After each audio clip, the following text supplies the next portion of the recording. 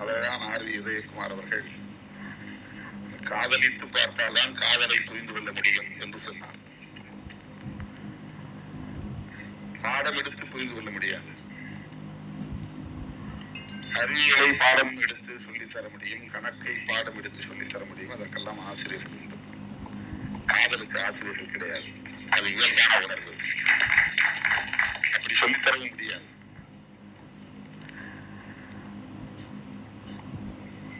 எல்லா உயிரினத்தும் இருக்கிறது. ஆண்கள் தான், பெண் மனித குலத்தில் மட்டுமல்ல.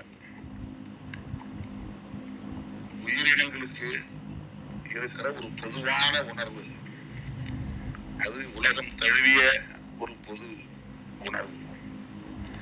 எல்லா உயிரினத்துக்கும் பொதுவான உணர்வு. இது மனுஷனுக்கு மட்டும்தான் இருக்குங்கிறது கிடையாது. உயிரினமாக இருக்கக்கூடிய இரு பாலினத்துக்கு இடையில் அவரவர் அந்தந்த உயிரினங்களுக்கு ஏற்ப அது நிகழ்கிறது. நம்மால் உணர முடியாமல் இருக்கலாம். பறவைகளுக்கு இடையே நிகழ்கிறது, ஊர்வன இடையே நிகழ்கிறது, விலங்குகளிடையே நிகழ்கிறது.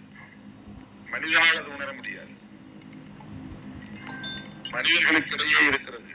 ஆனால் 100 விழுக்காடு ஒவ்வொருவரும் காதலித்துதான் திருமணம் செய்கிறார்களா என்றால் இல்லை.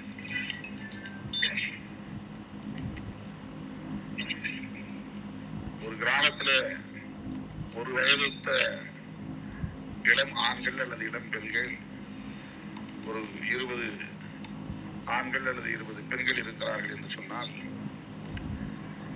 அவர்கள் அனைவருமே யாரையாவது காதல் செய்து தமது வாழ்க்கையை தீர்மானிக்கிறார்களா என்றால் கிடையாது. அங்கொன்றும் இங்கொன்றுமாகத்தான் அது நடக்கிறது. அதற்கான வாய்ப்பு உருவாகிறது. உணர்வு இருக்கும், அது கனியாது, மலராது, அந்த சூழல் உருவாகாது. அது ஒரு தன்னியல்பான ஒன்று.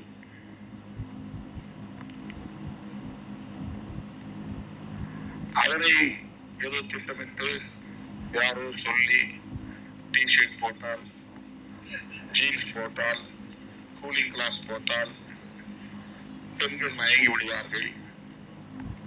அந்த டிஷர்ட் போட்டவன் பின்னாலேயே பெண்கள் போய் விடுவார்கள் என்பதை போன்ற ஒரு தோற்றம் இங்கே உருவாக்கப்பட்டு அதற்கு ஒரு பெயரை சூட்டியிருக்கிறார்கள், நாடக காதல்.